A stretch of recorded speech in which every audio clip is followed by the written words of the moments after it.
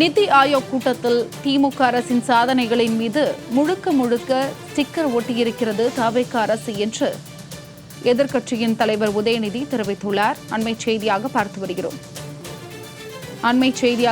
வருகிறோம். நிதி ஆயோக் கூட்டத்தில் திமுக அரசின் சாதனைகளின் மீது முழுக்க ஸ்டிக்கர் ஒட்டியிருக்கிறது தவிக அரசு என்று எதிர்க்கட்சியின் தலைவர் உதயநிதி ஸ்டாலின் தெரிவித்துள்ளார். அண்மை செய்தியாக பார்த்து வருகிறோம்.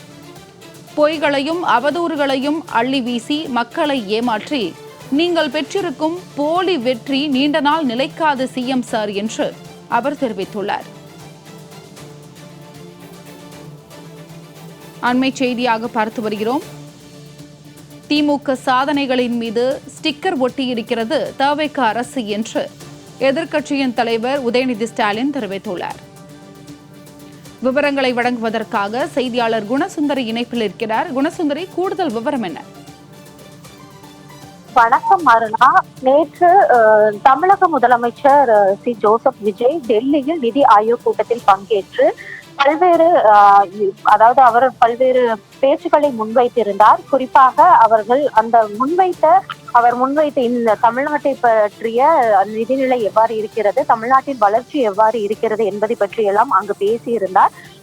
அவர் பேசி இருப்பதற்கு எதிராக தற்பொழுது எதிர்க்கட்சி தலைவரான உதயநிதி ஸ்டாலின் தனது எக்ஸ் வலைதள பக்கத்தில் கண்டனம் தெரிவித்திருக்கிறார். பல்வேறு கேள்விகளையும் எழுப்பியிருக்கிறார். குறிப்பாக அவர் என்ன கேள்விகள் எழுப்பியிருக்கிறார் என்றால், தேர்தல் பிரச்சாரத்தின் போது தமிழ்நாடு ஏதோ படுகொலிக்குள் விழுந்தது போலவும் கடனில் தத்தளிப்பது போலவும் ஃபேக் நரேட்டிவ் செட் செய்த இன்றைய முதலமைச்சர் டெல்லியில் நடந்த நிதி ஆயோக் கூட்டத்தில் தமிழ்நாட்டின் சாதனைகள் என்று பெரும் பட்டியலை வாசித்து இருக்கிறார் என்றும், அதே போன்று இந்தியாவிலேயே 2வது பெரிய பொருளாதாரமாக தமிழ்நாடு இருக்கிறது.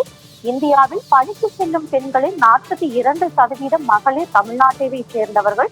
பெண் கல்வி, பாதுகாப்பு, சுகாதாரம் போன்றவற்றில் முன்னேற்றம், மகளிர் சுய உதவிக்குழுக்களின் வளர்ச்சி என்று முதலமைச்சர் பேசி இருக்கிறார் என்றும் கூறியிருக்கிறார். குறிப்பாக இவை எல்லாம் அவருடைய 1 மாத கால சோஃபா மாடல் ஆட்சியில் நடந்த சாதனைகளா என்ற கேள்வியையும் தற்பொழுது இந்த பதிவில் கேட்டிருக்கிறார். குறிப்பாக அவர் தமிழக முதலமைச்சர் குறிப்பிட்ட இந்த மொத்தமும், இவ்வாறு தமிழ்நாட்டில் இருக்கக்கூடிய இவை அனைத்துமே அவர்களது 1 மாத கால சோஃபா மாடல் ஆட்சியில் நடந்த சாதனைகளா அல்லது 5 ஆண்டு கால திமுக ஆட்சியில் நடந்த சாதனைகளா என்று உடனடியாக முதலமைச்சர் விளக்கம் அளிக்க வேண்டும் எனவும் அந்த பதிவில் வெளியிட்டிருக்கிறார்.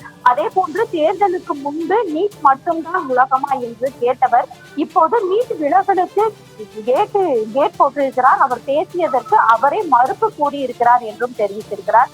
அதே போன்று டெல்லி வரை சென்றவர் நிதி ஆயோக் கூட்டத்திலேயோ அல்லது கர்நாடகாவில் ஆட்சி செய்யும் அவருடைய புதிய கூட்டணி கட்சியினரிடமோ மேகதாது பிரச்சனை பற்றி எதுவும் பேசாமல், வாய் திறக்காமல் நமக்கெதுக்கு வம்பு என்று சைலண்டாக திரும்பி வந்திருக்கிறார் என்றும் கண்டனங்களை தெரிவித்திருக்கிறார். அதே போன்று மொத்தத்தில் நிதி ஆயோக் கூட்டத்தில் நம் கழக அரசின் சாதனைகளின் மீது முழுக்க ஸ்டிக்கர் ஒட்டப்பட்டிருக்கிறது. அதாவது திமுக ஆட்சியில் தான் இவை அனைத்தும் 5 ஆண்டுகளிலும் இந்த சாதனைகள் என்பது நடைபெற்றிருக்கிறது. ஆனால் அதற்கு மாறாக இவர்கள் தாங்கள் இந்த 1 மாத ஆட்சி காலத்தில் அதற்கான ஒரு ஸ்டிக்கர் ஒட்டியிருக்கிறார்கள் என்றும் கண்டனம் தெரிவித்தும் இந்த பதிவில் வெளியிட்டிருக்கிறார்.